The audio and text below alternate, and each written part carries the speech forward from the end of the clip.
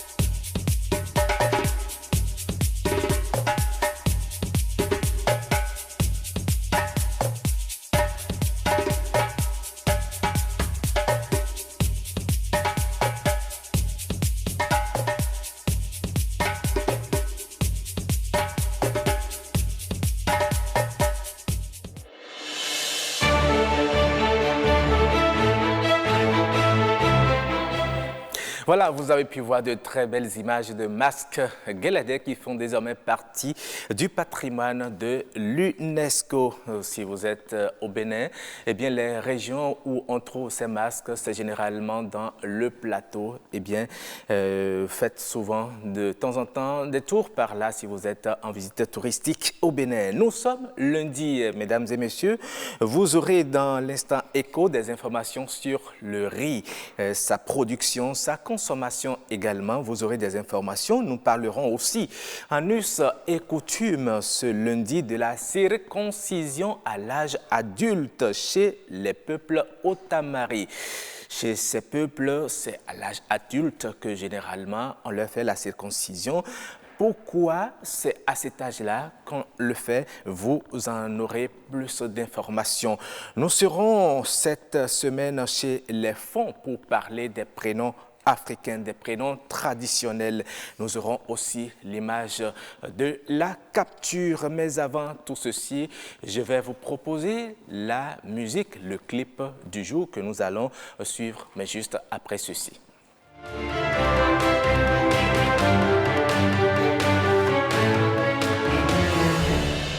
Le clip à découvrir et à savourer invite les femmes, surtout les jeunes filles, à être vigilantes pour ne pas se laisser avoir par un homme qui veut juste profiter d'elles. Il t'invite dans les restaurants chics.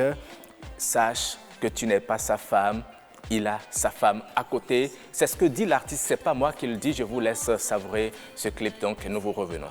Il t'emmène dans tous les maquis, ça veut pas dire qu'il t'a épousé. Tous ses amis t'appellent madame, on n'a pas dit qu'il t'a marié. Son gardien de nuit te connaît, ça veut pas dire qu'il t'a épousé. Il va te faire le sang banana, hey. Tu vas sans béret. Il va te faire le sang banana, tu vas sans béret, hey. Yo yo yo yo, faut sciencer. Yo yo yo yo, ma soeur faut pas te gaspiller. Prépare encore sa madame,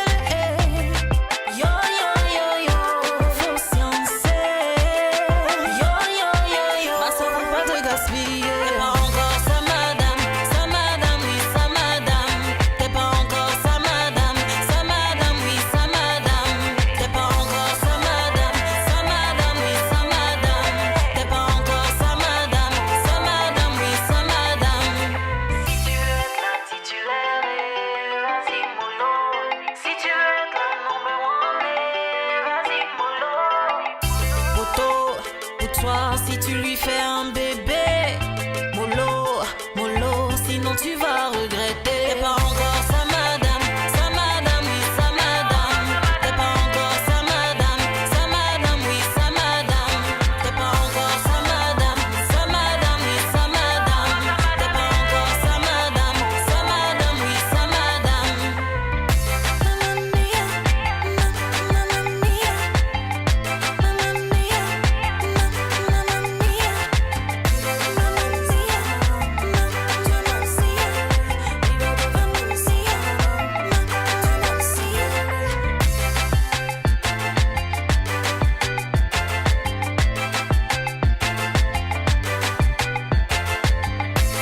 Belle-sœur, y'en a plein comme toi. Auto, toi, si tu lui fais un bébé. Mollo, mollo, sinon tu vas regretter. Il va te faire le sang banana, hey. Tu vas s'embêter. Il va te faire le sang banana, tu vas s'embêter. Yo, yo, yo, yo, faut sciencer. Yo, yo, yo, yo, ma soeur, faut pas te gaspiller. T'es pas encore sa madame, oui, sa madame. T'es pas encore sa madame, oui, sa madame. T'es pas encore sa madame, oui, sa madame. T'es pas encore sa madame, oui, sa madame. Si tu veux être la titulaire, vas-y mollo. Si tu veux être la number one, vas-y mollo. Poto, pour toi, si tu lui fais un bébé. Mollo, mollo, si... Voilà, j'espère que vous avez aimé. C'était Queen Fumi dans « Tu n'es pas encore sa madame ». Eh bien, il faut tâcher de faire bien les choses. Quand il commence à vous inviter dans ces restaurants, il faut que l'affaire là, il faut la tirer au clair. C'est ce qu'elle demande aux jeunes dames. Voilà, c'est ce qui va servir de transition pour installer le plateau de discussion. Et si on en parlait?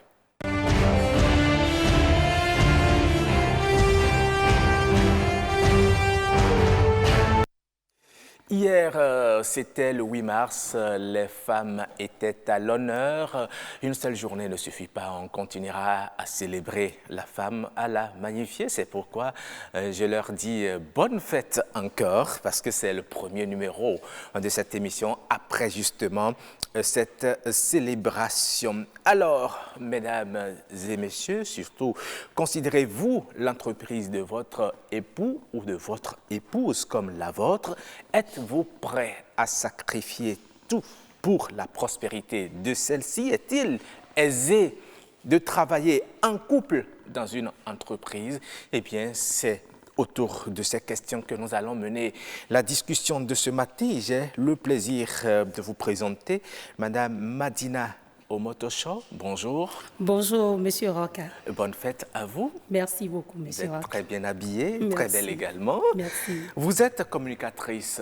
Oui. Et vous avez eu à mettre vos compétences au service de l'entreprise de votre époux, une Oui. entreprise que vous considériez certainement comme étant celle de votre petite famille.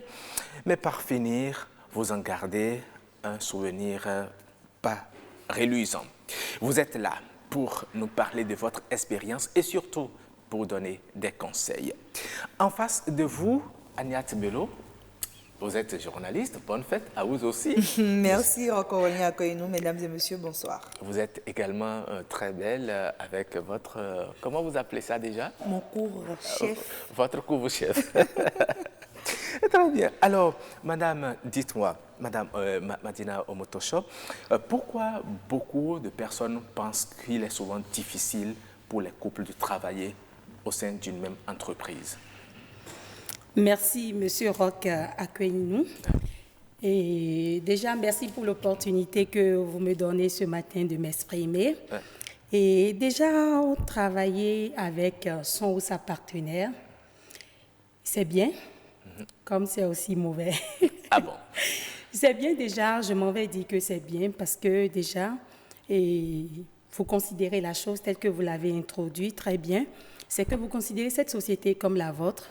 Vous vous battez, vous vous donnez corps et âme pour que ça puisse aller de l'avant. Ouais. Vous passez du temps ensemble, vous avez du temps pour éduquer les enfants. Au même moment, vous avez également du temps pour votre couple. C'est-à-dire, vous avez du temps, vous passez presque toute la journée avec votre époux. Vous arrivez quand même à partager son agenda. Oui. Vous n'avez pas d'inquiétude à vous faire. Vous connaissez un peu ses déplacements et autres. Vous savez ce qui entre dans la maison. Oui. Vous savez quand vous avez des contrats ou pas. Oui. Vous le savez. Vous savez aussi comment gérer le ménage. Donc, je trouve que c'est déjà très avantageux dans ce sens de travailler avec son ou sa partenaire. D'accord. Mais sens. à côté de ces avantages, c'est vrai que vous l'avez, quand la femme connaît, on dit généralement le fond de la marmite, elle sait comment manager l'homme, mais pourquoi il y a souvent des problèmes? Bon, vous savez, nous sommes dans une société qui n'est pas aussi tolérante vis-à-vis de quand l'homme et la femme travaillent ensemble. Tout de suite, vous avez des gens qui ont des préjugés, qui se disent, bon, est-ce que c'est facile, c'est acceptable que monsieur emploie madame? Ou que ce soit, sinon très souvent c'est monsieur qui emploie. Parce que quand on va dire à la femme d'employer l'homme, c'est rare. Il va dire, soit c'est la femme qui crée, mais c'est souvent l'homme qui gère. Ouais. C'est l'homme qui gère. Même si tu négocies avec l'homme à venir, il veut tout de suite être le directeur. Du coup, c'est lui qui gère. Donc, c'est lui qui gère tout, qui met tout à disposition. OK. Vous discutez de tout, vous arrivez à définir ce qui revient à chacun. Mais toujours est que au finish, il y a toujours quelqu'un qui est lésé par rapport à l'autre. D'accord. Aniat, dites-nous, pourquoi devront se sentir lésés lorsqu'on décide, on est en couple et qu'on décide de se mettre ensemble pour travailler pour la prospérité de son entreprise? Alors, Roch Oroni, accueille-nous avant de pouvoir répondre à cette question. J'aimerais quand même qu'on puisse préciser dans quel cadre on est aux invités. Parce qu'il y a des personnes qui vivent en concubinage qui pensent qu'ils sont dans un couple formel. Il y a des personnes qui sont mariées légalement et qui décident de se mettre ensemble pour créer une entreprise. Il y a des personnes qui sont en couple mais qui décident d'être de véritables partenaires d'affaires. Mais il y a des couples où le monsieur a l'entreprise et emploie madame, ou madame justement apporte le fonds d'investissement, mais c'est monsieur qui est le directeur et qui gère. D'accord. Nous ça irons fait étape autant par de cas. Oui, donc autant de cas. Oui. Lorsqu'on est en concubinage, ça veut dire qu'on ne s'est pas marié légalement. Est-ce qu'on peut se mettre ensemble et créer une entreprise? Je vais vous surprendre. Vous avez bien fait de me présenter en tant que journaliste. J'ai quand même échangé avec beaucoup de juristes hier sur le sujet, puisque j'essayais d'en démarcher pour le plateau. Ils n'ont pas pu être là. Il n'y en a pas presque un seul qui m'ait conseillé de le faire en étant juste conjoint, simple. C'est-à-dire, il y a peut-être que la dot ou connaissance des parents qui vous unit. C'est-à-dire, vous n'avez pas une existence de couple formelle, en quelque sorte. Ils disent non, c'est très risqué. Parce que tant qu'il n'y a pas cette formalisation, on a beau dire tout ce qu'on veut dans la chanson, je crois Fumila dit, c'est important être madame. Quand vous êtes madame, ça vous rassure un peu quand vous allez vers une entreprise en commun et tout, mais quand vous n'êtes que conjoint, je pense que et la femme et l'homme ne devraient pas se sentir en confiance. Mais si entre-temps vous êtes encore à l'étape de concubin et que vous trouvez que l'autre a les qualités dont vous avez besoin dans votre entreprise, est-ce que c'est un risque que de solliciter cette compétence? Oui, Roch Oroni, accueille-nous. Je ne vais certainement pas dévoiler ici un secret de polichinelle. Il y a beaucoup de femmes qui aident leur mari, qui aident leur conjoint sans véritablement faire partie de l'entreprise. C'est-à-dire, c'est en quelque sorte des consultants. C'est en quelque sorte une consultante. Et la plupart du temps, même, elle ne se fait même pas payer pour ça. Elle a peut-être un jour dans la semaine ou un jour par mois où, avec son mari, ils s'entendent par rapport à son profil, de ce qu'elle peut apporter qualitativement et quantitativement à l'amélioration du chiffre d'affaires de l'entreprise. Dans ce cas, c'est une consultation. Ça n'a rien à voir avec le fait que nous avons tous mis nos œufs dans le même panier, qui est notre entreprise en commun, que nous gérons plutôt ensemble. Et cette consultation doit être payée? Bon, normalement, elle devrait être payée. Mais souvent, nous les femmes, quand on aime et qu'on est dans un foyer, dans un couple, c'est notre mari, on ne compte pas quand on donne. On se dit, bon, il n'y a pas de problème. Ce qui est sûr, si l'entreprise marche, c'est pour mon mari, c'est pour mes enfants. D'accord. Donc voilà, je donne sans compter. C'est l'idéal, il faut donner sans compter. Lorsque vous prenez l'entreprise de votre mari comme la vôtre, vous avez parlé du cas où ce sont les conjoints sont encore à l'étape de concubinage. Mais les autres, lorsqu'ils sont légalement mariés, est-ce que les avocats, les hommes de droit que vous avez contactés hier, vous ont demandé de oui, il faut y aller, c'est très opportun? Oui, je vois que Madame Watachon... Oui, non, elle va en parler, c'est parce que vous en avez parlé que je vous pose la question. À ce niveau, le risque est déjà un peu atténué. Parce qu'on se dit, avant de dire, encore que ça dépend du régime sur lequel vous vous êtes marié. Je crois que vous avez déjà fait un plateau de Nopinden sur le régime matrimonial, dont vous comprenez un peu de quoi je veux parler. Quand vous êtes dans une communauté de biens, tout de suite, vous êtes un peu plus rassuré, puisque tous les biens qui seraient issus de la gestion de cette entreprise sont dans le patrimoine commun du couple. C'est déjà différent que quand on est dans un régime de séparation des biens, où qu'on le veuille ou pas, monsieur travaille pour monsieur, madame travaille pour madame. D'accord, très bien. Alors, madame, vous brûliez d'impatience de réagir lorsque le couple est formellement constitué. Est-ce qu'il y a de risques à aller se mettre ensemble? Merci, Roch, à Koueninou. Moi, j'ai dit tout de suite que vous soyez mariés, que vous vivez en concubinage, que vous soyez des célibataires, tout ce que vous voulez, tout ce que le droit dit, je dis que ce n'est pas aussi aisé de travailler ensemble. Parce que quand les difficultés commencent, c'est là que vous vous rendez compte des erreurs que vous avez commises. Parce que c'est déjà les enfants que vous mettez en vrac. Vous exposez les enfants sans vous rendre compte. Parce que c'est comme si vous avez une seule source de revenus. Ou à deux, vous gérez une entreprise, ou vous gérez les affaires. Certes, vous avez toutes les qualités possibles. Mais là, vous mutualisez les efforts. Oui, vous mutualisez. Il y a plus de chances à réussir. Il y a plus de chances. Tel qu'il y a plus de chances, c'est comme ça qu'il y a aussi plus d'inconvénients. Parce que quand ça marche, c'est beau. Quand ça marche, vous êtes applaudis. Mais quand ça ne marche pas, mais c'est que vous les deux, vous ne savez pas là où il faut mettre la tête. Du coup, je me dis, quand on est en couple, le couple, c'est qu'il faut diversifier les ressources. Ce matin, en venant ici, je me dis que si même il arrivait que monsieur et madame doivent travailler ensemble, c'est toujours bien que chacun ait pour lui. Que ce soit monsieur qui crée pour madame, que madame gère de façon autonome et que monsieur aussi gère autre chose. Et que ça soit bien, que ça soit ensemble pour le couple, mais que chacun ait ce qu'il gère de son côté. C'est vrai que généralement, ce qui amène des problèmes lorsque madame travaille dans la même entreprise que le monsieur, c'est des crises de jalousie, c'est peut-être monsieur qui est déjà un peu trop tolérant vis-à-vis d'une secrétaire, et puis c'est comme ça que les problèmes commencent. Est-ce que c'est souvent la base des difficultés que connaissent les entreprises qui sont gérées autant par l'homme et la femme? Ça dépend de la maturité de chaque couple. Et ça dépend de comment vous vous êtes connus et comment vous vous êtes engagés l'un envers l'autre.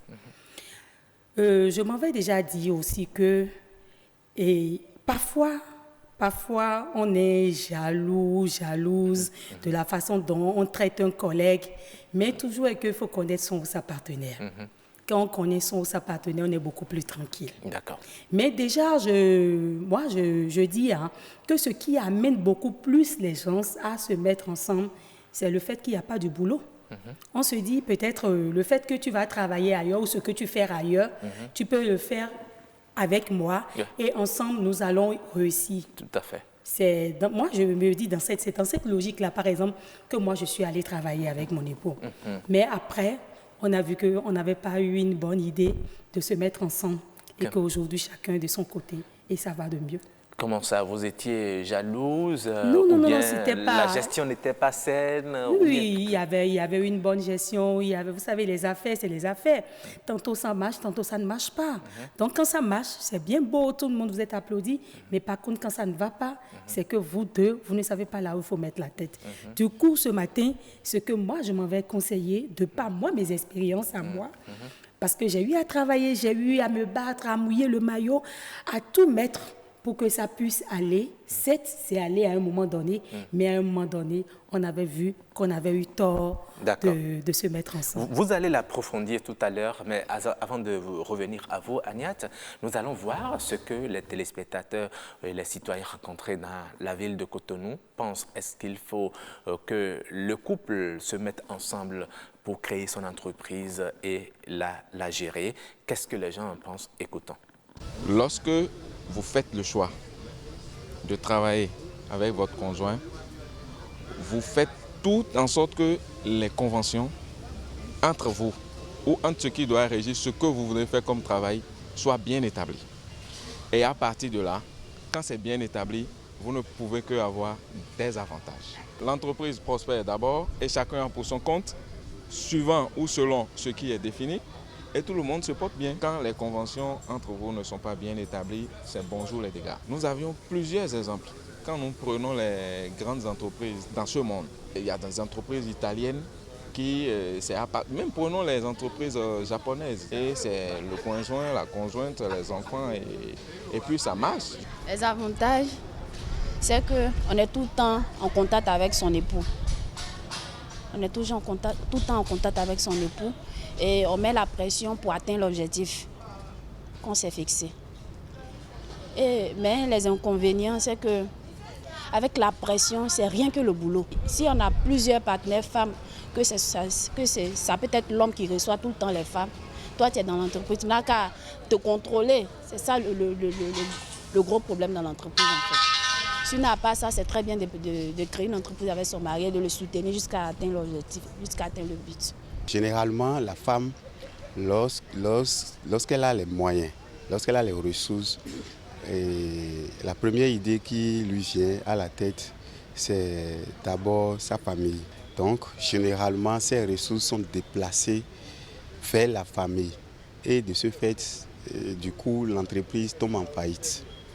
J'ai eu la chance de voir des gens qui ont, par exemple, créé leur propre entreprise. Ils ont mis leurs femmes au cœur de la gestion de l'entreprise et la gestion a été participative.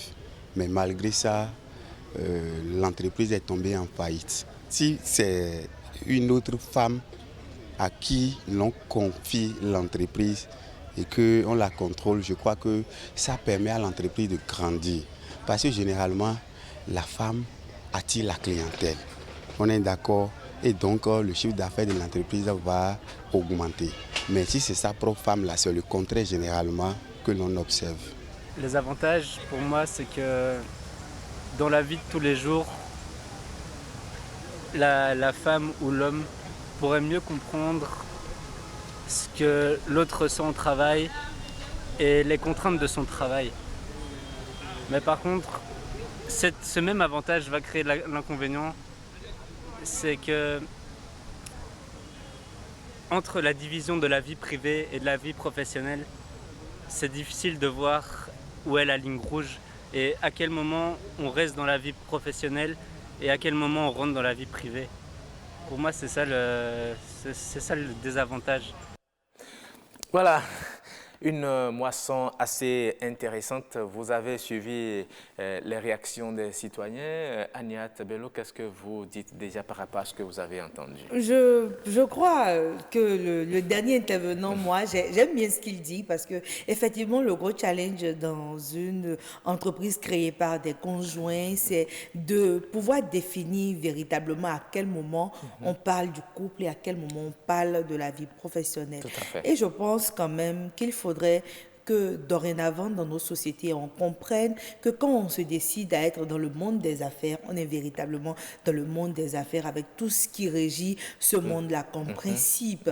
Par exemple, il ne faudrait pas qu'un mari soit choqué si sa femme lui demande un contrat en bonne et due forme. C'est vrai que ça ne va peut-être pas amener cette femme-là à aller à se plaindre, mais c'est déjà une forme de contrainte morale sur le mari de se dire, bon, en dépit de tout, il y a quand même un contrat qui nous lie. Maintenant, Maintenant, si ce n'est pas qu'elle est mon employée et qu'elle est partenaire de l'affaire aussi, on fait un partenariat en bonne et due forme. J'ai 60%, tu as 40%, j'ai 30%. Comme ça, au moins, parce que c'est aussi ça après.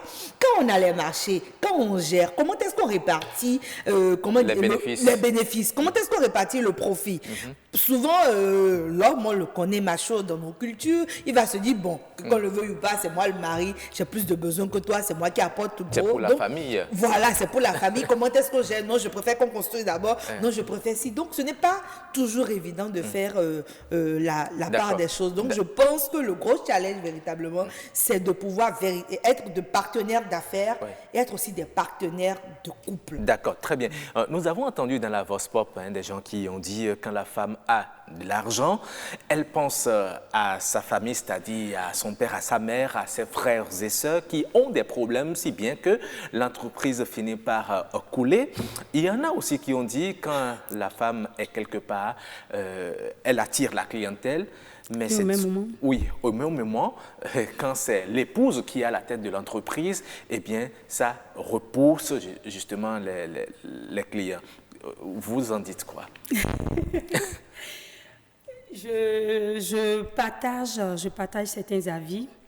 Et quand on dit que la femme, si c'est la femme, on sait que c'est la femme du monsieur qui est là, tout de suite les gens ont peur de... Les gens ne sont pas aussi à l'aise comme cela se doit pour travailler. Parce qu'on se dit, quand monsieur n'est pas là, c'est madame, et que madame fait sa loi, monsieur aussi fait sa loi. Du coup, les collaborateurs n'arrivent pas à travailler comme cela se doit. Si vous ne savez pas faire, vous allez vous retrouver à deux, à gérer. Maintenant, quand on dit que c'est la femme, quand la femme est quelque part, ça ne marche pas, ce n'est pas toujours évident. Puisque la femme, elle est femme comme toute femme. Elle a été recrutée comme tout agent recruté. Du coup, je ne vois pas le lien entre si c'est la femme qui est là, et il faut que ça coule, ou la femme pense tout de suite à toute sa famille. Et autres. Non. Mais quelque part, c'est vrai, non? C'est pas évident, puisque... C'est pas évident. Puisque quand moi, je prends par exemple mon cas, parce que j'ai vécu ça. Oui. J'ai vécu ça où moi, je ne priorisais que mon couple. Je ne voyais que ma famille, ma petite famille. À un moment donné, vos parents aussi savent que vous êtes à la tête, ou bien votre mari a une entreprise que vous gérez. Même si vous ne le dites pas, on viendra vous demander chaque fois. On ne donnera à la famille que ce qu'on doit donner à la famille. Mais votre cœur de femme, parfois, finit par céder. Non. Ce n'est pas parce que l'argent entre dans la structure qu'il faut prendre l'argent à tout moment pour régler les problèmes de la famille. Autant que nous sommes, chacun de nous a un salaire ou a un de revenus, et c'est en fonction de ces revenus que nous donnons à la famille. Au moment où vous étiez dans vous travaillez avec votre époux, vous aviez un salaire? Bien sûr. Ah, d'accord. J'avais de revenus. C'est vous qui l'aviez réclamé ou bien il vous l'a attribué? Tout de suite, ensemble, avant que... Parce que moi, j'étais dans la recherche de boulot où je ne trouvais pas.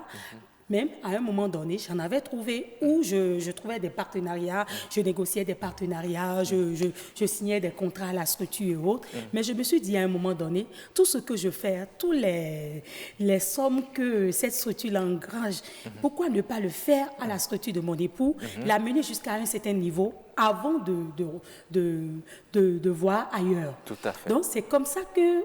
Quand ensemble, on a décidé, là, dit, OK, ce que tu fais là-bas, tu vas me le faire. Et ce que l'autre te perd, je te paie cela. Je n'ai pas trouvé d'inconvénient puisque j'ai toujours mon salaire qui me revient chaque mois. Et ce que je fais là-bas, je pourrais le faire à mon mari. Au même moment, j'aurai du temps pour éduquer mes enfants. J'aurai du temps pour mieux gérer mon emploi du temps. Du coup, j'ai accepté et... je n'avais pas de soucis par rapport à ça, parce que j'avais mon salaire, j'arrivais à négocier les contrats et tout entrait, tout était bien au départ. Mais les soucis sont partis d'où? Tout était rose au départ. Je ne saurais expliquer d'où c'est arrivé, mais à un moment donné, vous vous étouffez. C'est vrai. On est fatigué. À force à la maison, vous êtes ensemble. Au boulot, vous êtes ensemble. À tout moment, vous êtes ensemble. Alors qu'à un moment donné, on a besoin de son espace, on a besoin d'être soi-même, on a besoin de s'épanouir.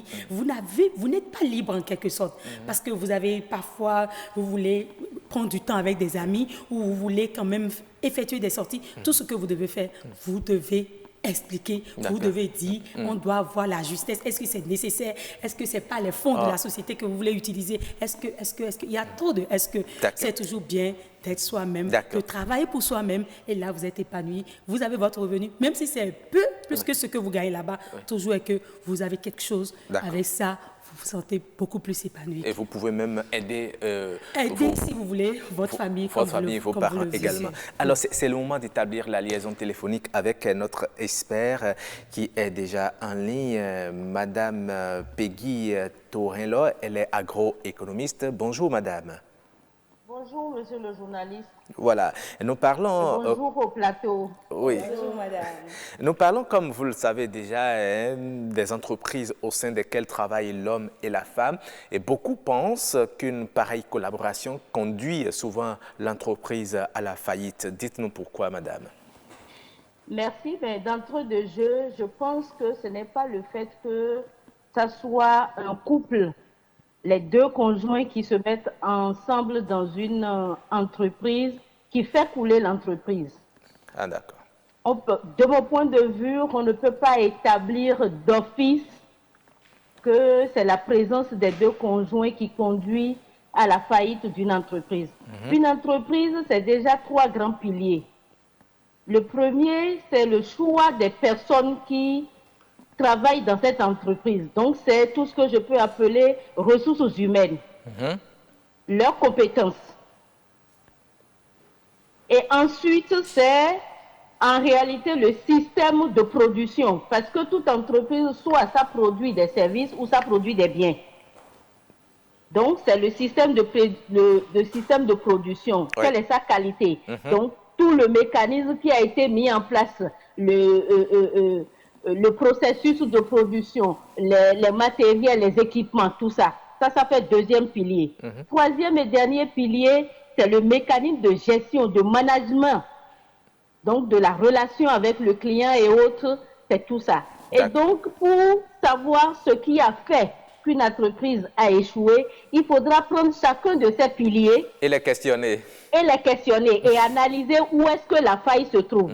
Maintenant, je fais l'hypothèse, puisque votre sujet n'est pas spécifiquement sur ça, je fais l'hypothèse comme quoi le pilier et système de production marche très bien. Le système et la gestion, le mécanisme de gestion managériale, tout ça marche très bien. Oui.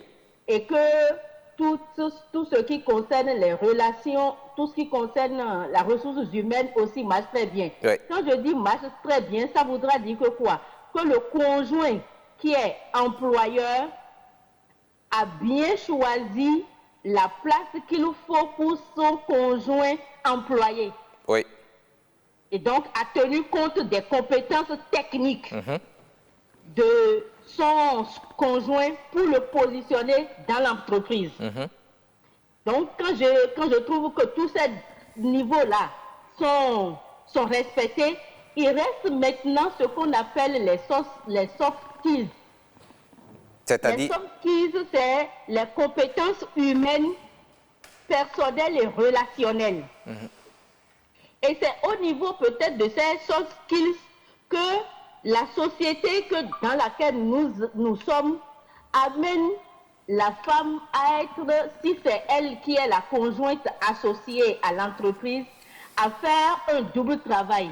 Et donc, du coup, on a tout ce qu'elle doit faire en termes d'employé, à la fois par rapport à ses compétences techniques, mais également par rapport à ses compétences relationnelles, personnelles et humaines. Et c'est dans ça que nous avons tout ce qu'on pourrait appeler le savoir-être et le savoir-vivre. D'accord. À vous suivre, il y a forcément un avantage certain à ce que le couple se mette ensemble lorsque les 3 piliers que vous avez cités sont respectés. Mais à partir de quand les problèmes commencent jusqu'à faire couler l'entreprise? À partir de quand les problèmes commencent et jusqu'à faire couler l'entreprise, et je vais vous dire tout de suite, quand tout ça là est respecté, une des compétences qui peuvent faire couler une entreprise, et indépendamment du fait que ça soit un conjoint qui est là, est que est-ce que le sentiment d'appartenance à l'entreprise est élevé au niveau de l'individu. Ce qu'on appelle sentiment d'appartenance, c'est que est-ce que l'individu se sent concerné, se sent impliqué au plus haut niveau et trouve que cette entreprise, je suis là, quand ça prospère, c'est que moi-même je prospère. Et donc, quel que soit l'employé, que ce soit un conjoint ou non, n'importe qui, dès que le sentiment d'appartenance à l'entreprise n'est pas élevé, l'entreprise forcément va couler. Parce qu'on travaille en ce moment par nonchalance. On ne se sent plus concerné, on ne se sent plus tellement impliqué, on ne se sent plus motivé. Et du coup, vos rendements chutent. D'accord. Alors, maintenant, ajouter à cela, quand on prend le cas spécifique du conjoint, il y a en arrière-plan tout ce qui est vécu dans l'environnement familial, dans l'environnement foyer. Et ça voudra dire que quoi? Ça voudra dire que quand les deux conjoints ne sont pas à un certain niveau de développement personnel, les deux conjoints ne sont pas à un niveau de maîtrise de soi pour pouvoir transcender les questions qui arrivent ou les petites disputes, les petites mésententes qui arrivent dans le couple, ils font rejaillir ça au niveau de l'entreprise. Donc, ils déplacent les problèmes du foyer vers l'entreprise de façon consciente ou inconsciente. Je dis inconsciente, par exemple, c'est parce que, par exemple, je vous donne un exemple très précis, et il y a eu une dispute entre le mari et la femme n'a pas été contente en quittant la maison avant de venir à l'entreprise. Du coup, ce sentiment qu'elle a depuis la maison va rejaillir sur son rendement de cette journée au niveau de l'entreprise. Et vous comprenez que quand ça s'accumule comme ça commence à devenir problème. L'autre chose aussi qui est très importante, c'est est-ce que dans l'entreprise, en termes de gestion du personnel, on ne fait pas, l'employeur ne fait pas un peu trop de favoritisme par rapport à l'employé qui est son conjoint? Ne fait-il pas de deux poids, de deux mesures? Est-ce que c'est la même rigueur avec laquelle il traite les autres employés? Est-ce que c'est avec cette même rigueur qu'il traite le conjoint? Et est-ce que le conjoint est en mesure d'accepter cette rigueur-là parce qu'en se considérant en situation d'emploi au niveau de l'entreprise et non plus en situation de relation conjointe avec son partenaire. Alors, madame, pour finir, comment garantir la sécurité des uns et des autres pour la prospérité de l'entreprise? Est-ce qu'il faut un engagement juridique lorsque vous décidez de vous mettre ensemble pour travailler dans l'entreprise? Je pense que se mettre ensemble, d'abord pour tout ce qu'on est en train de dire, comme quoi c'est pas très bon de se mettre ensemble, je m'érige foncièrement en faux contre ça. Je trouve que c'est un avantage sérieux que des conjoints se mettent ensemble pour conduire une entreprise. Maintenant, s'il faut aller à des contrats, à des bases juridiques pour que les uns et les autres se sentent plus à l'aise, se sentent en termes de cette entreprise nous appartient tous, je suis entièrement d'accord. C'est pas mauvais. Mais je dis, ça ne garantit pas. Parce qu'on peut très bien aller sur des bases juridiques sans que l'effort au niveau des deux, en termes des deux conjoints, je veux dire, en termes de développement personnel, en termes de compétences humaines, et personnelles et relationnelles ne soit véritablement développé. Et tant que, et en même temps, les bases juridiques ne garantissent pas la transposition des problèmes du foyer dans l'entreprise. Dans l'entreprise. Merci beaucoup, madame. Merci pour votre intervention. Oui. Pardon, vous dites? Et quand ça ne marche pas? Et quand ça les deux se mettent ensemble et quand ça ne marche pas? Bon, madame. Quand les deux se mettent ensemble et que ça ne marche pas, c'est d'avoir la patience de se rasseoir pour passer en revue chacun des points pour identifier avec précision là où ça ne marche pas et trouver les solutions. et trouver les solutions. Puisque de toute façon, en tout cas, moi, je trouve que c'est beaucoup plus avantageux de travailler avec son conjoint quand bien même le regard de la société pèse beaucoup sur la femme quand il s'agit de la femme qui se met avec son époux. D'accord. Tout de suite, pour vous ne travaillez pas. Pour les gens, c'est que vous ne travaillez pas. Oui, mais ça, il ne faut pas regarder, il ne faut pas aussi s'abandonner au regard ou à ce que les autres disent. L'essentiel, c'est que, est-ce que vous-même, en tant que conjoint, employé, vous êtes à l'aise dans ce que vous êtes en train de faire? Est-ce que vous donnez satisfaction à votre employeur qui est votre conjoint? Et est-ce que finalement, votre entreprise qui devient le bien commun, le bien de la famille, est en train, le bien de la famille en termes de conjoint, hein, je ne parle pas de la famille large. D'accord. Est-ce qu'elle est en train de prospérer? D'accord. Si c'est en train de prospérer, oubliez parce que quel que soit ce que vous allez faire, les gens vont parler. Ok. C'est clair. Alors, une autre question pour vous très rapidement. Madame Tanlala, moi j'aimerais savoir si l'économiste que vous êtes, vous pensez que pour un ménage, pour un couple, c'est prudent de mettre en quelque sorte tous ses œufs dans le même plat. Parce que si on a la même source de revenus et qu'il y a des difficultés, comment est-ce qu'on gère après? En fait, c'est déjà clair qu'une seule source de revenus ne vaut pas mieux que plusieurs sources de revenus. C'est clair. Ça, c'est déjà clair. Et donc, si, à côté de l'entreprise que les deux conjoints ont en commun, si chacun peut développer encore d'autres activités parallèles, moi, j'applaudis. Ok, d'accord. On vous aura compris, madame. Merci beaucoup pour cette réponse donnée à cette question assez pertinente. Merci, madame. Très bonne journée à vous. Merci, c'est à moi et bien de choses à tout le monde. Merci. Bonne journée à vous. Très bonne journée à vous aussi, madame Peggy Torello. Je rappelle que vous êtes agroéconomiste. Voilà, le débat, il était très intéressant. Vous avez même eu l'occasion de poser directement des questions à l'invité pour mieux comprendre certaines choses. Déjà, je vais rebondir sur ce que madame a dit vers la fin, en disant que c'est toujours bien, c'est louable, si déjà que vous avez l'activité commune déjà, c'est que d'avoir aussi de chaque côté une autre activité parallèle. Mais je me dis déjà, il faut déjà avoir suffisamment de ressources pour développer la première avant de penser à développer le reste. C'est déjà que ce que vous gérez à deux déjà, vous avez du mal. Vous cherchez déjà comment renforcer. Parce qu'il faut que l'entreprise, il ne suffit pas de créer pour créer. Il faut d'abord s'assurer que ce que vous avez créé est déjà vraiment prospère avant de penser à diversifier. Du coup, je ne pousse pas la logique de madame en disant que c'est toujours bien de travailler ensemble. Parce que mettre ses œufs dans le même...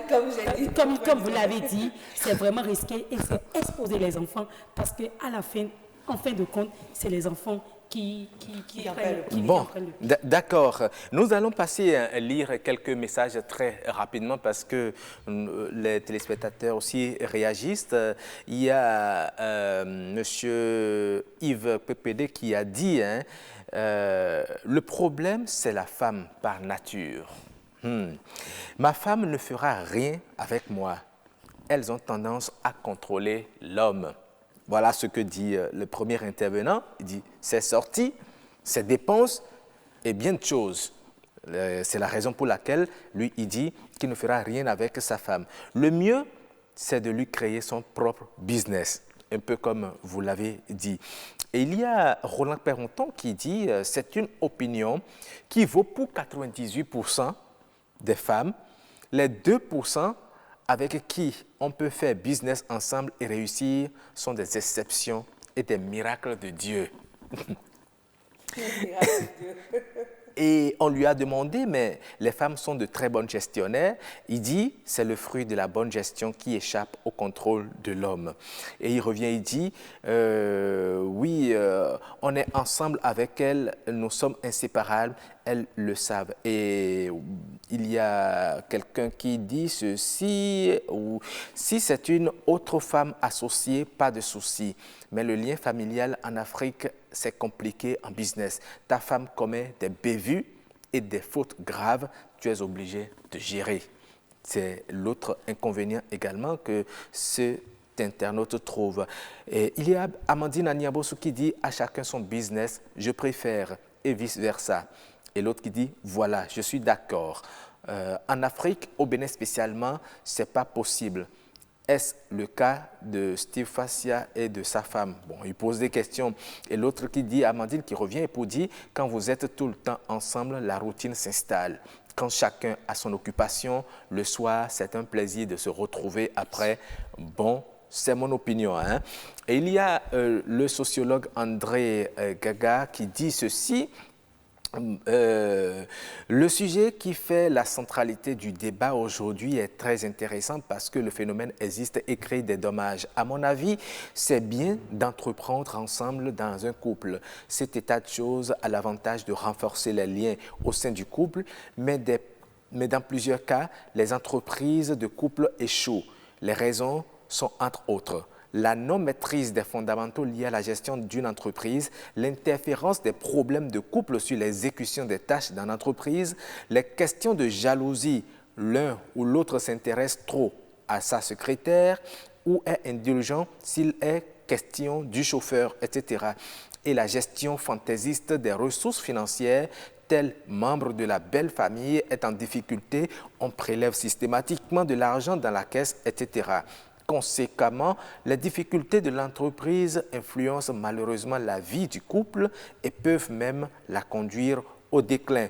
En synthèse, je pense qu'on peut gérer une entreprise en couple, mais pour réussir, il faut y mettre une bonne dose de rigueur et de méthode. Et un autre qui vient pour dire, pour ma part, je ne vois pas de problème dans ce cas, mais décidément, comme on le dit souvent, ne mélangeons pas l'amour au travail, connaissant le côté lugubre de la femme. Elle va toujours chercher à maîtriser la société, d'où de petits conflits avec les employés, surtout les employés femmes. Donc, du coup, mieux vaut ne pas oser. Maintenant, si la femme est vraiment une femme vertueuse, l'homme n'a rien à craindre puisqu'elle va se dire le bonheur de son homme et sa gloire de même que chez l'homme. Mais quand va te trouver un homme tout fait ou une femme toute faite, ajoute une dizaine à ton calcul, tu n'auras jamais la bonne réponse, je n'ai pas bien compris. Il y a Robles Avozokan qui dit « Moi, je trouve que c'est une question de bonne communication, de confiance et d'amour, surtout des objectifs que le couple veut atteindre. Sinon, que dans un couple, les deux partenaires doivent se donner la main pour le bien-être de la famille. Ça y va de la bonne éducation et de l'intérêt des enfants qui, une fois majeurs, doivent faire partie intégrante de cette entreprise qui est leur héritage. » Voilà ce qu'il a dit, ce que les internautes ont dit par rapport à cette question, Aniat. Oui, Roch, après, nous, on voit tout de suite que les avis sont mitigés. Certains sont pour, d'autres sont contre, certains sont réticents. Moi, je ne dirais pas que je suis pour ou que je suis contre. Je pense qu'il faut justement pouvoir s'asseoir ensemble avec son conjoint, définir véritablement les bases d'une entreprise qu'on souhaiterait mettre sur les fonds baptismaux ensemble. On définit aussi les tâches. Les tâches qui reviennent à l'homme, les tâches qui reviennent à la femme. Et maintenant, les attributions. Parce que parfois, on a un conflit d'attribution. C'est comme si vous avez un monstre à deux têtes. On a deux chefs. Les collaborateurs ne savent pas toujours, Madame Omontocho en a parlé, ne savent pas toujours vers qui se retourner quand on a une difficulté ou bien qu'on veut réagir. Maintenant, il y a aussi la gestion des fonds. La gestion des fonds ne doit pas être confondue à la gestion des fonds du ménage. C'est-à-dire la gestion des fonds de l'entreprise doit être bien séparée de la gestion des fonds du couple. Je pense qu'à mon avis, pour ne pas avoir fait l'expérience et tout, c'est quand même qu'il faut pouvoir faire la part des choses. Et je pense encore que si l'entreprise a une bonne stabilité, qu'on sent que quand même on s'engage vers du sérieux, du concret, si on peut aussi avoir d'autres activités subsidiaires, ce serait bien pour les périodes de vache maigre. Parce que ça arrive toujours. Merci beaucoup. Merci beaucoup. Madame, au regard de l'expérience que vous avez vécue, au regard de ce que les uns et les autres ont dit dans la Voz Pop, les messages qu'ils ont envoyés, l'appel que nous avons reçu, s'il vous était donné l'occasion de vous remettre encore à faire l'expérience, est-ce que vous seriez prête à reprendre? Si oui, à quelles conditions? Est-ce que je dois reprendre? Je ne crois pas. Je ne crois pas reprendre, puisque moi, je me dis dans la vie, toute chose que nous posons ou tout acte que nous posons a ses côtés positifs comme ses côtés négatifs. Et dans la vie, il faut analyser, voir si le négatif prime. Ce qui est négatif pour moi peut ne pas être négatif pour l'autre. Du coup, moi, de par mes expériences, je vois que c'est toujours bien que chacun travaille de son côté, puisque à un moment donné, vous vous étouffez. À un moment donné, vous n'avez plus votre épanouissement comme cela se doit. Vous ne vous valorisez pas, en fait. Vous ne vous accordez pas de la valeur. Vous vous dites, est-ce que... Vous vous posez d'énormes questions. Mais donc, si du coup, je me dis, et s'il faut reprendre, je ne veux pas reprendre. Et je dirais toujours à mes enfants, il faut avoir pour lui à part. Monsieur aussi n'a qu'à avoir son activité à part. Vous pouvez vous appuyer l'un l'autre. Si tant que monsieur a besoin de votre compétence, vous pouvez faire de la consultation. Ne même pas attendre qu'on vous donne quelque chose. Puisque c'est pour la famille, c'est les enfants qui vont en bénéficier. Il n'y a pas de souci à faire de la consultation. Mais aller s'asseoir pour dire travailler avec monsieur. Non, mais vous savez, il y a certains dossiers confidentiels qu'on ne peut pas laisser à la portée de tout le monde. Donc, on aime souvent que ce soit quelqu'un en qui on a confiance qui gère ce dossier. La question des finances, par exemple. Oui, puisque madame est là, madame est dans le foyer. Si elle peut gérer, elle n'a pas besoin forcément d'aller s'asseoir dans l'entreprise pour gérer. Donc, du coup, je dis aux téléspectateurs, c'est à vous de voir les avantages et de voir les inconvénients. Tout à fait. Mais pour moi qui avais fait l'expérience, je pense et je conseille que c'est toujours bien d'avoir son propre entreprise à soi ou de travailler pour soi-même, d'avoir son propre revenu que d'attendre ou d'aller travailler pour monsieur. D'accord. Merci beaucoup, Madame Omotoso. Ce n'est pas que j'ai envie de vous flinguer, mais je comprends que le chat est chaudé, il crée même le froid. Oui, c'est normal. Oui. Vous savez, pour tout le monde, c'est que vous ne travaillez pas. Malheureusement, les gens ne savent pas comment vous mouillez le maillot, comment vous risquez votre vie pour que l'entreprise puisse prospérer.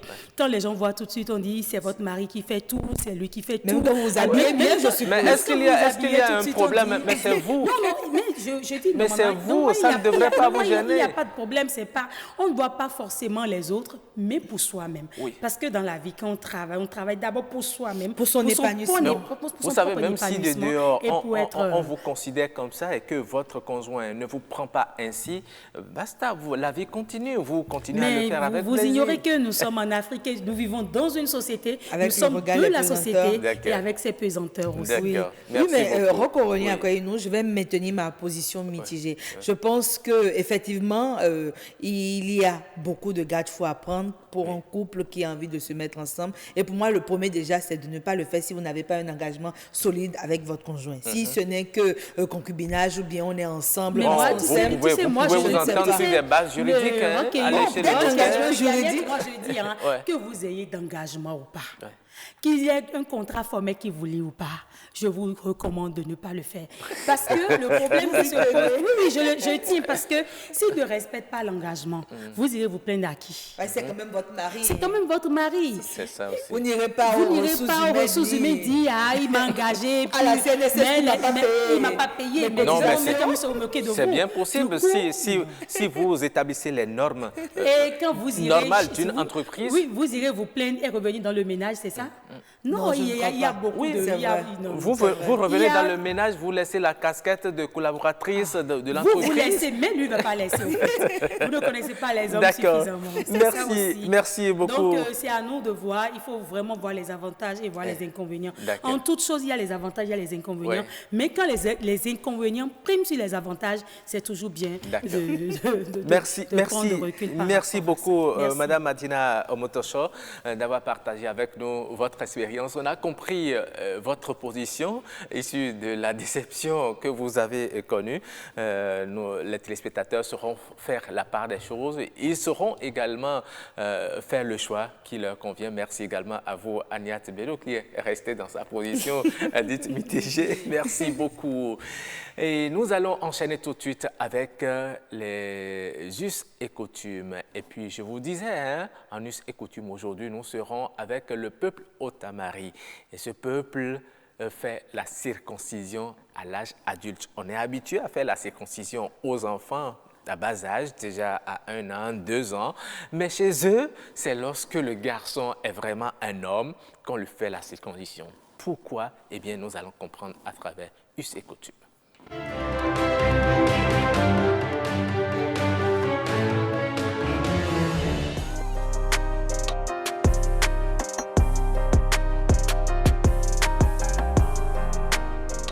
Il y a un sous-groupe de Beta-Maribe avec d'autres peuples comme les Ouaba qui pratiquent la circoncision à l'âge adulte, comme vous l'avez dit.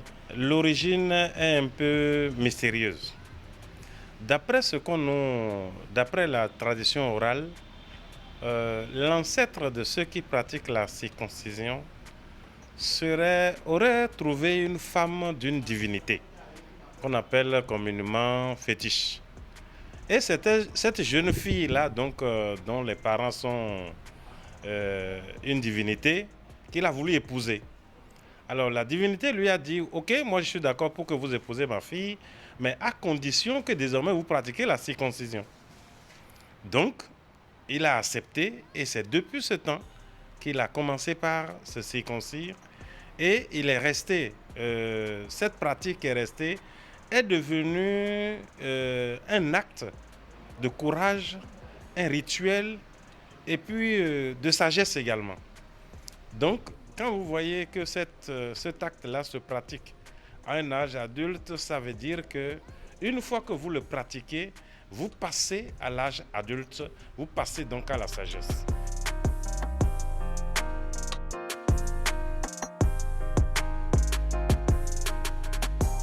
En réalité, il faut dire que ça a évolué. Avant, c'était des gens d'un certain âge. Ils étaient beaucoup plus âgés. Mais aujourd'hui, on retrouve des gens beaucoup moins âgés. Donc autour de 25 ans, autour de 30 ans qui le pratiquent. C'est une cérémonie qui s'exécute tous les 4 ans. Et la préparation est très organisée. Elle est très organisée parce que vous passez d'abord, après avoir traversé certaines étapes, vous faites une année entière de préparation avec des interdits. Par exemple, les interdits alimentaires, les interdits de comportement, mais il se réfère tout le temps aux divinités. Quand il arrive chez vous, par exemple, comme c'est la tradition, on a toujours des divinités à proximité de la maison ou devant l'habitation. Il s'assoit toujours sur la divinité.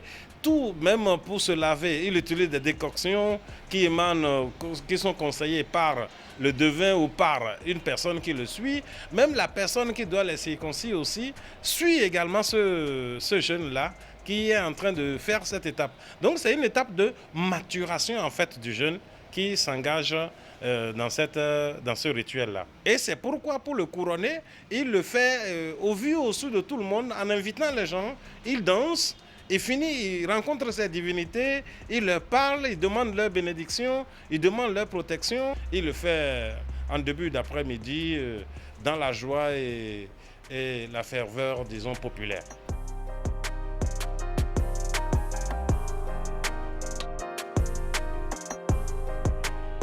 Vous ne pouvez du tout pas vous soustraire, puisque c'est tout comme si vous reniez à votre groupe socio-culturel. Donc vous ne pouvez pas. En principe, tout le monde, ceux qui sont destinés à faire cette cérémonie, sont obligés de la faire. Tous. Alors, et si par exemple, d'aventure, vous le faites et qu'il y ait les problèmes tels que vous le dites, il a pleuré ou bien il a bougé le doigt ou ceci, c'est une honte totale de toute sa collectivité. Donc, ce n'est pas à lui seul. Donc, c'est pourquoi la préparation dure. Donc il a d'abord 4 années de façon globale, mais une année intensive pendant laquelle il se prépare. Et pendant qu'il se prépare, c'est toute la collectivité, c'est tous les sages, c'est tous les vieux, c'est même celui qui doit le circoncire qui parfois contribue à sa préparation. Puisque c'est ancestral, il se confie aux divinités et en général, ça se passe toujours très très bien. Voilà, vous avez eu assez d'informations par rapport à la circoncision à l'âge adulte chez les peuples Otamari. C'est un processus qui se prépare, c'est un acte qui se prépare pendant au moins 1 an. Il y a des interdits alimentaires qu'il faut respecter et le jour même de la circoncision, c'est un événement, c'est une joie, c'est une fête. On invite même les amis à voir comment on est brave, comment on peut supporter la douleur sans pleurer. Waouh, c'est assez compliqué. Et voilà, donc, félicitations à tous ceux qui ont le courage de se donner à ce comment dit-on, je ne sais pas comment l'appeler, à ce rituel pour la circoncision.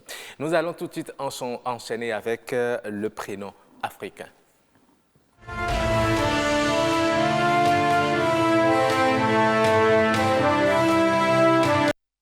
Dans Prénom africain, cette semaine, nous serons avec l'ère culturelle Fond et nous recevons sur ce plateau Michel Kendekan. Bonjour.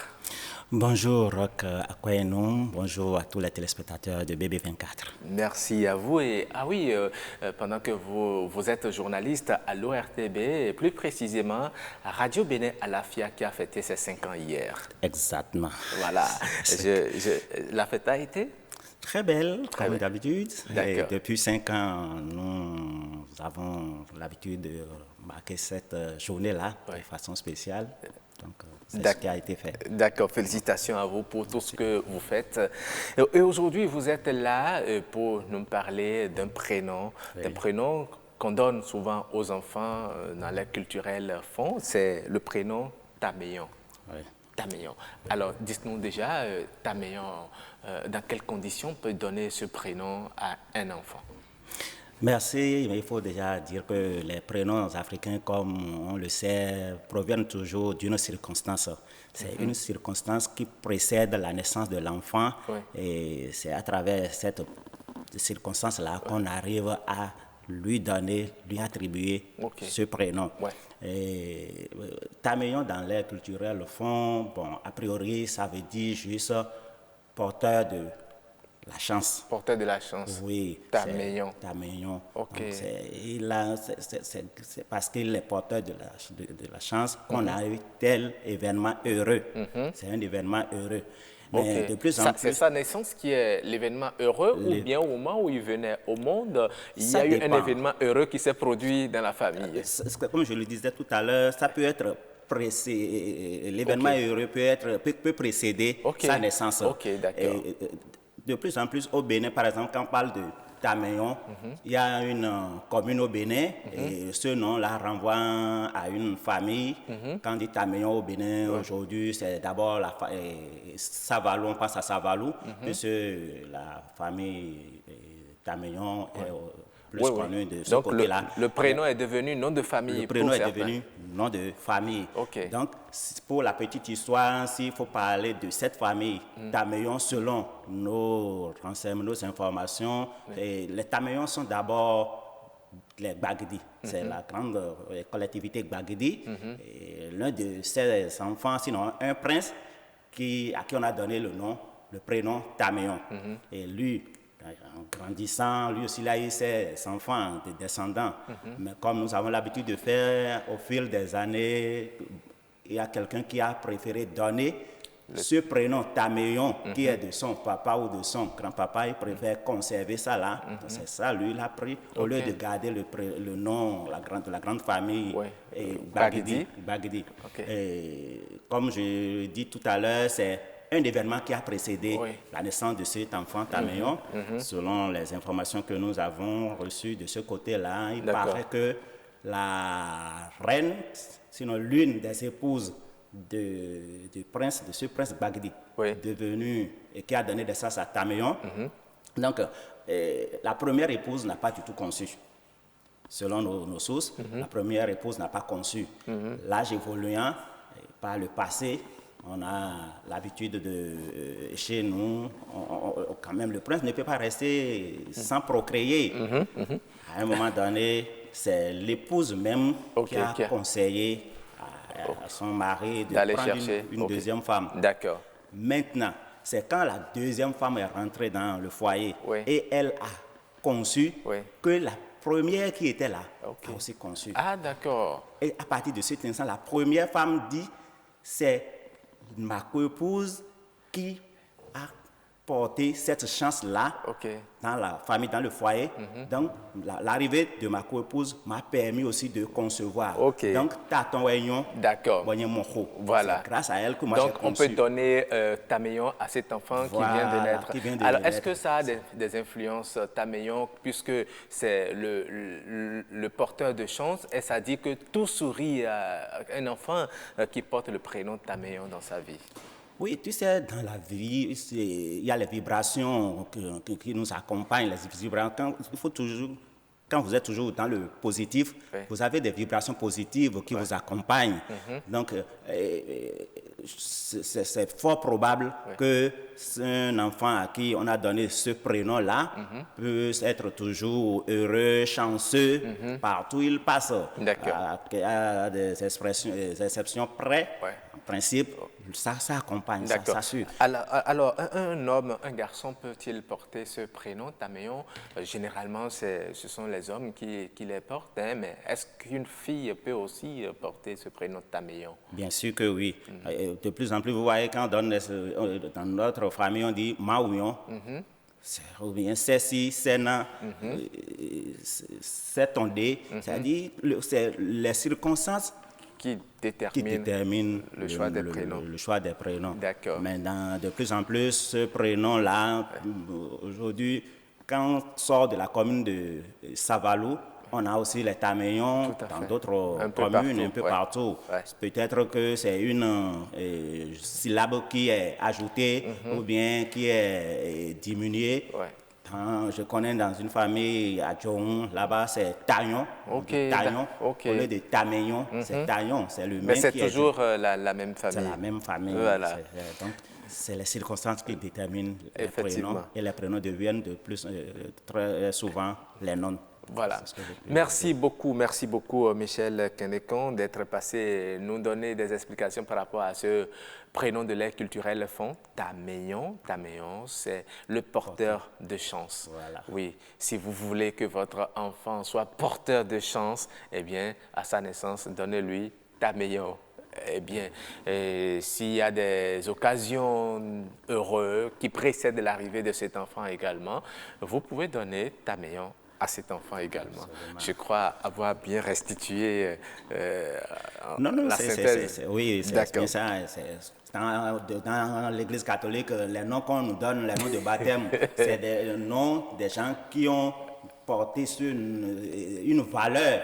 Quand on dit Michel, Michel l'Archange, Michel, et on dit Matthieu, parce qu'il est collecteur d'impôts. Donc, ce sont ces valeurs-là qu'on essaie de perpétuer. Ça me permet de dire bonjour à Mathieu, mon opérateur de prise de vue. C'est lui le cadreur aujourd'hui sur cette émission, Mathieu Sokenou. C'est celui qui doit aimer un peu l'argent parce que les Mathieu sont des collecteurs d'impôts. En tout cas, je vais en prendre un peu chez lui tout à l'heure. Merci beaucoup, Michel Kenekan. Vous restez avec moi. Nous allons voir une image, celle que nous a proposée les chefs d'édition du jour.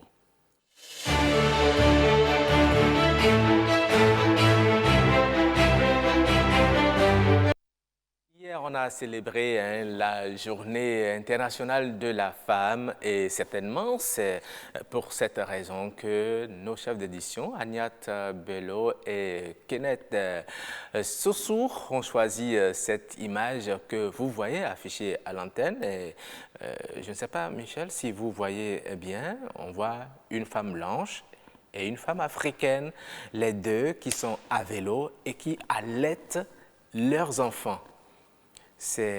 Comment interprétez-vous ces images? Bon, en Afrique et au Bénin, la femme à bicyclette allaiter son enfant, il n'y a rien d'extraordinaire. C'est peut-être à Cotonou ou bien dans nos grandes villes que la femme n'arrive pas à pédaler. Quand on rentre dans les villages, dans les campagnes, oui. on voit elles le font régulièrement. Elles le font régulièrement. Mais elles prennent de risques. Vous voyez, ça veut dire que pour son enfant, la femme est capable de prendre des risques. Absolument. Allaiter l'enfant pendant qu'on est en train de pédaler. C'est exact. Elles ont toujours nommé, il faut les féliciter, il faut être reconnaissant vis-à-vis de la femme, parce qu'elle souffre beaucoup. Déjà, donner la vie, ce n'est pas chose facile. C'est pas facile. Concevoir, garder la grossesse pendant 9 mois, après l'accouchement. Déjà, l'étape de l'accouchement, c'est ce que vous êtes père de famille, si vous avez déjà assisté une fois à votre femme en travail, peut-être aller jusqu'à la table d'accouchement. Ah oui, c'est vous qui êtes stressé. Oui, c'est stressé. C'est pas facile. Et elles font ça. Maintenant, allaiter l'enfant et aller chercher de l'eau peut-être très loin, à la fontaine, et maintenant à bicyclette.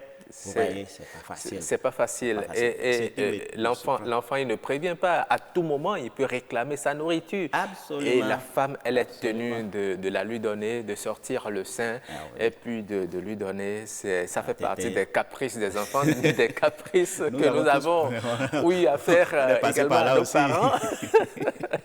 Ce qui me prend, c'est la blanche, l'européenne. Je ne sais pas si ça, je ne connais pas trop leur culture, leur civilisation. La femme européenne allaiter un enfant, c'est rare. C'est rare. Mais c'est pour dire que la femme, elle est capable de tout pour son enfant. Absolument. Aucun sacrifice n'est de trop pour... Oui, mais je pense que c'est aussi un risque qu'elle prenne, peut-être arrêter le vélo, s'asseoir rapidement quelque part et allaiter l'enfant dans de bonnes conditions. Je crois que c'est ce qui devrait être l'idéal. C'est mieux parce que tout peut aussi arriver à ce niveau-là. Lorsque vous n'êtes pas dans le confort pour allaiter un enfant, c'est pas aussi bien. Il suffit que l'enfant prenne le lait de travers et puis voici d'autres problèmes. D'accord. On va leur conseiller de s'arrêter. C'est ça.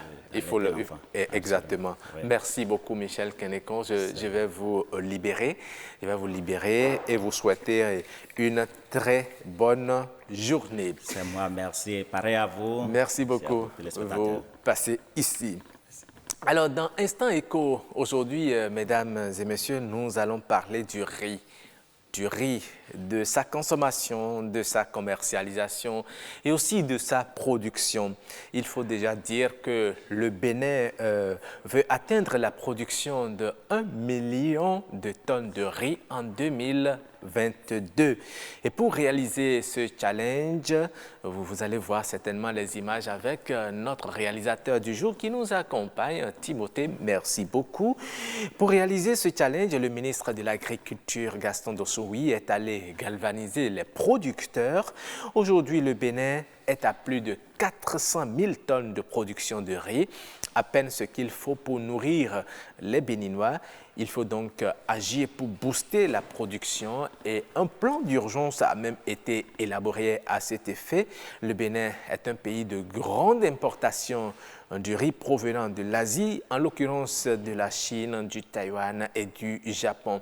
Le périmètre risicole du Bénin offre pourtant des atouts énormes pour la production de riz.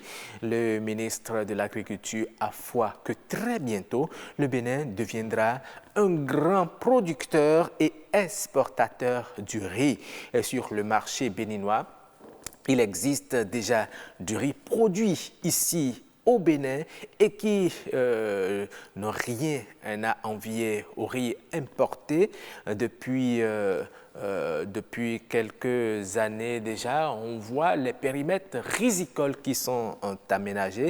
Et il faut dire qu'avec 3 500 francs déjà, vous pouvez déjà avoir un petit sac de 5 kilos de riz de très bonne qualité sur le marché. Le riz étant l'un des aliments les plus consommés au Bénin, il est important d'encourager les producteurs et aussi d'inciter les Béninois à consommer le riz localement produit, avec la prévision d'1 million de tonnes de riz à l'horizon 2022. Les autorités béninoises espèrent gagner le pari de l'autosuffisance alimentaire. Voilà donc les infos que nous avons à partager avec vous ce matin par rapport à la production de riz et à sa commercialisation. Nous tirons déjà vers la fin de cette émission. Nous allons à présent retrouver l'artiste du jour, Queen Fumi, qui chantait « Tu n'es pas encore sa madame ». Et voilà, vous écoutez déjà en fond sonore ce clip. Et c'est sur ce clip donc que nous allons vous dire au revoir. Bonne journée, vous allez savourer. Merci à toute l'équipe technique qui nous a accompagnés. Robles Avouzounkan à l'infographie, Mathieu Sokenou à la caméra et au son, il s'appelle Armel. Et à la réalisation aujourd'hui, vous avez Timothée. Merci beaucoup également à nos chefs d'édition, Agnat Bello et Kenneth Sossou. Voilà, je vous laisse savourer Queen Fumi dans « Tu n'es pas encore sa madame ».